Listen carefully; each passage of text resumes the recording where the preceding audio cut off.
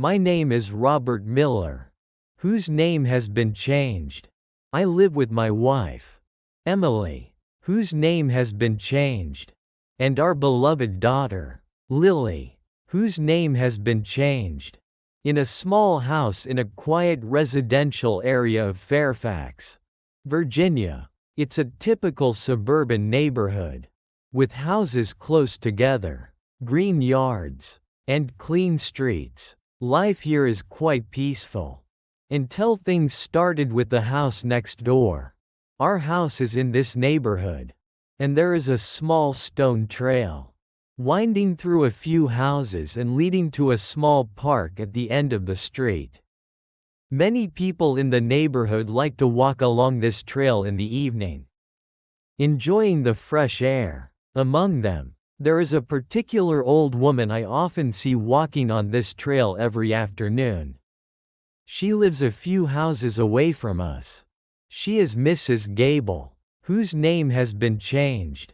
Mrs. Gable is an elderly woman, who looks kind, and always takes her walks on time. Around 5 to 6 p.m. I usually just greet Mrs. Gable when I see her on the street. She always smiles back in a friendly way. Life in the neighborhood went on peacefully. We had nothing to worry about. My job was stable. My wife took care of the house and Lily grew healthier and happier each day. I didn't know that. Right here in my peaceful neighborhood, right near my house, and right on the trail where Mrs. Gable often walked, something was hidden, a terrifying secret. The vigilant neighbor, Mrs. Gable, seemed to know about that secret, and the encounter with her on the trail on a fateful afternoon would open a new, horrifying chapter in my family's life. The gaze from my daughter's room would never be carefree again. My family's life in the Fairfax neighborhood continued peacefully. I went to work every day. Emily took care of Lily and the house, and Lily went to kindergarten and played. Mrs. Gable still regularly walked on the small trail every afternoon. Around 5 to 6 p.m., I still occasionally saw her and greeted her. One afternoon, as I was watering the plants in the front yard after work, Mrs. Gable walked by. She stopped, looked at me for a moment. Her eyes seemed a little different than usual. Not just friendly, but also serious, and a little worried. "Hello, Mrs. Gable," I said, smiling. "Hello, Robert," Mrs. Gable said softly, her voice lower than usual. She looked towards my house, then looked towards Lily's room window upstairs. Lily's room looked out onto the trail that Mrs. Gable walked. "Robert," Mrs. Gable said, her voice slightly hesitant, "have you noticed anything unusual or strange happening in your house lately?" That question surprised me a little. "Unusual? Strange? No, Mrs. Gable," I said, a little confused. "Everything is normal. Why do you ask?" Mrs. Gable stared at me, her eyes full of concern and a little bit of fear. I just see a few things when I walk here in the late afternoon," Mrs. Gable said softly, her voice getting lower and lower. See something at the window upstairs." My heart suddenly beat a little faster. "Saw something at the upstairs window? Lily's room window? What did you see, Mrs. Gable?" I asked, a sense of unease rising. Mrs. Gable was silent for a moment, looking towards Lily's room window with a worried gaze. "A shadow, or a figure, blurry," Mrs. Gable said, her voice almost a whisper. It looks like a girl, and it's there, near the window." Mrs. Gable's unclear words sent shivers down my spine. A shadow or figure of a girl at Lily's room window? But that's Lily's room. My Lily is always in that room alone when she sleeps or plays. I tried to be rational. Maybe Mrs. Gable was mistaken? Maybe she was talking about something else? I'm sure you're mistaken, Mrs. Gable, I said, trying to keep my voice normal. Although I felt uneasy inside. That room is my daughter's room. She's just in there. Mrs. Gable looked at me for a long moment. Her eyes still full of worry and fear. No, it's not a mistake. Robert, Mrs. Gable said softly. I see it clearly. And it appears, around 6 p.m. every time I walk by here. Those unclear words, Mrs. Gable's puzzled and fearful gaze, planted a seed of worry in my mind. The strange question from the neighbor had begun to reveal a terrifying secret. And that secret seemed to be related to my house. And to my daughter. Even though I tried to be rational and thought Mrs. Gable was probably just mistaken. Her words kept swirling in my head. A shadow or figure of a girl at Lily's room window around 6 p.m. every day. I started paying more attention to Lily's room window around that time. Every afternoon, when I got home, I would look up at my daughter's window. But I didn't see anything. Just the curtain or Lily's toys inside. However, the worry in my heart grew stronger. Mrs. Gable's look of certainty when talking about what she saw was unforgettable. A few days later, I met Mrs. Gable on the trail again. This time, she stopped and talked to me proactively. Her voice more serious. Robert, Mrs. Gable said, I know you don't believe what I say. But I'm worried. I've seen that shadow many times. She looked directly into my eyes. Her voice softer, full of mystery. I don't know what it is. Or what it wants. Mrs. Gable said, but I feel that it's near your daughter. Hearing this, my heart pounded. That shadow is related to Lily? It looks like it's trapped. Mrs. Gable continued, or like it's looking for something. She paused, looked towards my house, then looked straight at me. Her eyes full of urgency.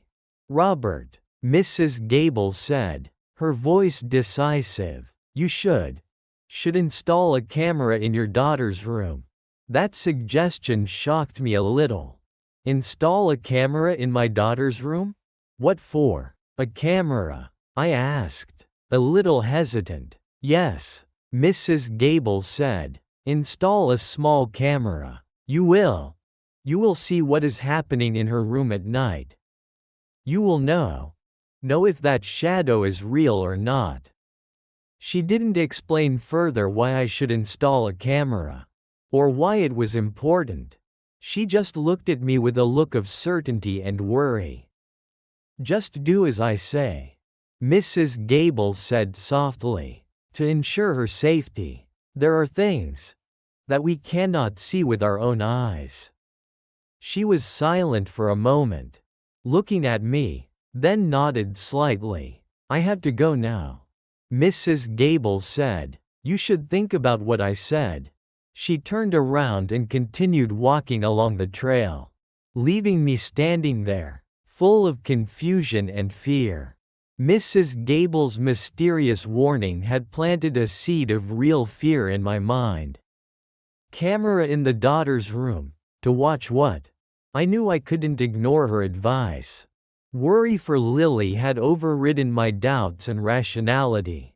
Mrs. Gable's strange advice about installing a camera in my daughter's room bothered me a lot. On one hand, I didn't believe in ghosts.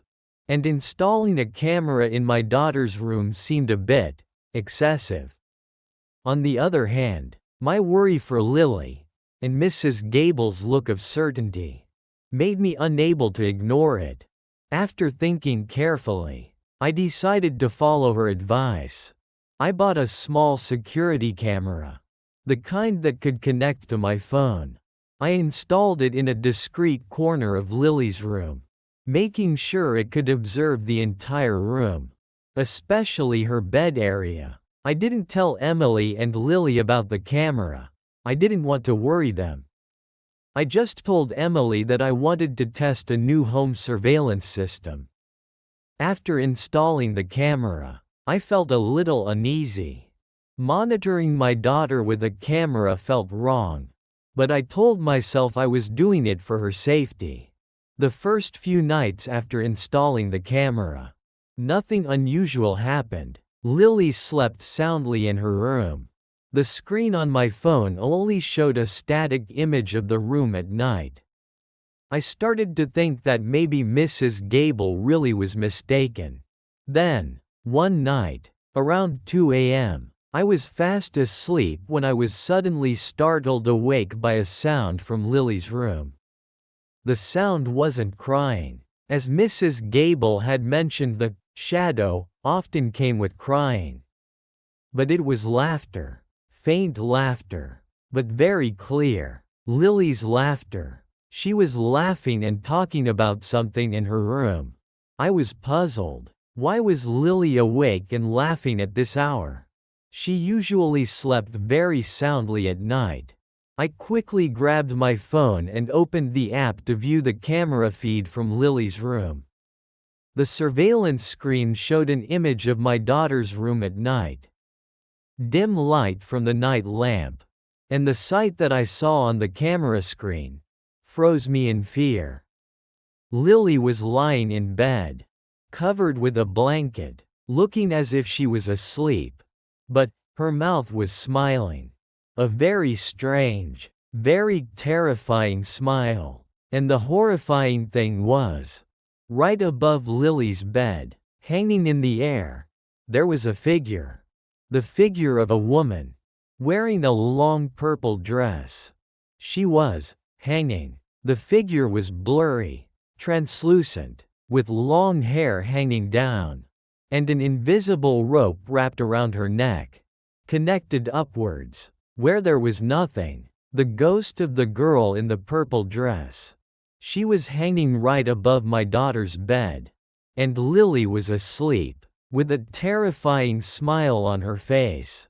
The sight was too horrifying, too scary. The surveillance screen had recorded a terrifying truth.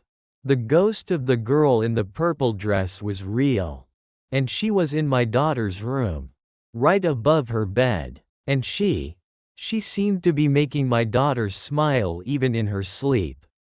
I couldn't believe what I was seeing. My whole body trembled. Sleepless night and daughter's laughter had led to a terrifying truth recorded on the surveillance screen. I couldn't take my eyes off the phone screen, showing the horrifying scene in my daughter's room. The ghost of the girl in the purple dress hanging right above Lily's bed. And Lily sound asleep with a terrifying smile on her face.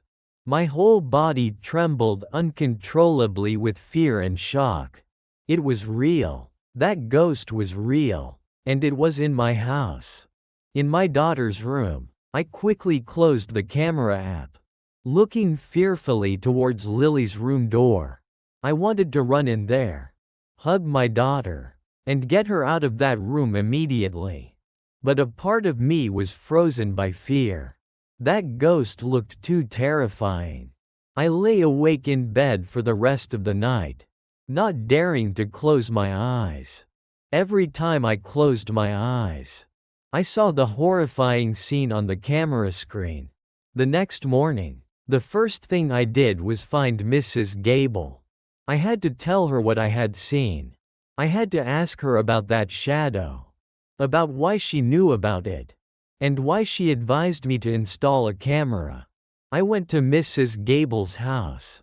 She was sitting on the porch, looking very peaceful. I approached her, my voice trembling. "Mrs. Gable," I said, I did as you said.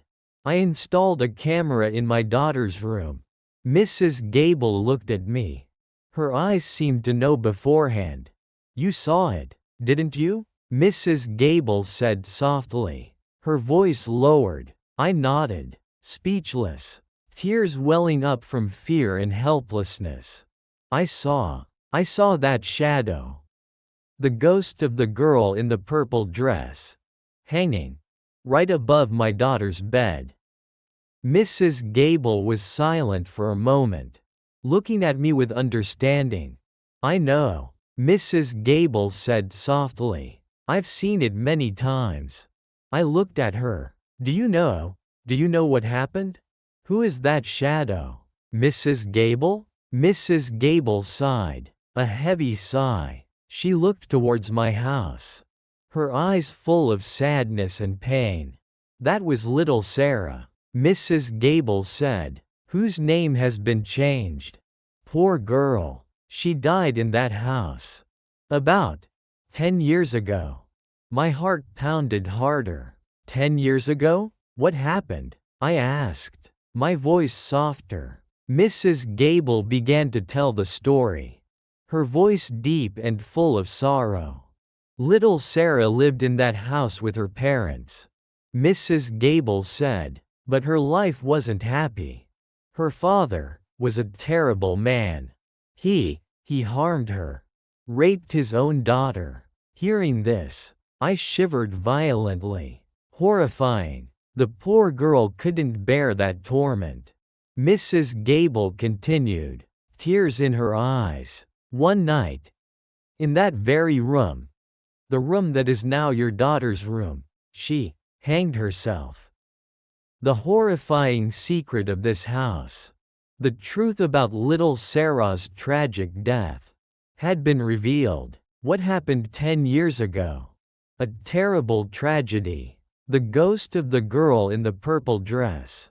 That was Sarah's spirit, trapped in the very room where she had died. And she died because she was raped by her own father.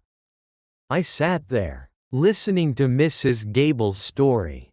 A mixture of disgust, fear, and pity. The secret of this house wasn't just a ghost. It was a bloody tragedy. And the victim's spirit still haunted this place. The truth about little Sarah's tragic death and the horrible crime she had to endure made me understand why the ghost of the girl in the purple dress appeared in Lily's room. And why she was hanging there. That was the last place of her life, where she sought death to escape the pain and torment. But what was happening with my daughter? The terrifying smile on her face when the ghost was hanging right above her bed? Was Sarah's spirit harming Lily? Or perhaps, she was simply seeking comfort and unintentionally affecting my daughter? I returned home with a heavy heart. I talked to Emily about what I had seen on the camera and what Mrs. Gable had told me.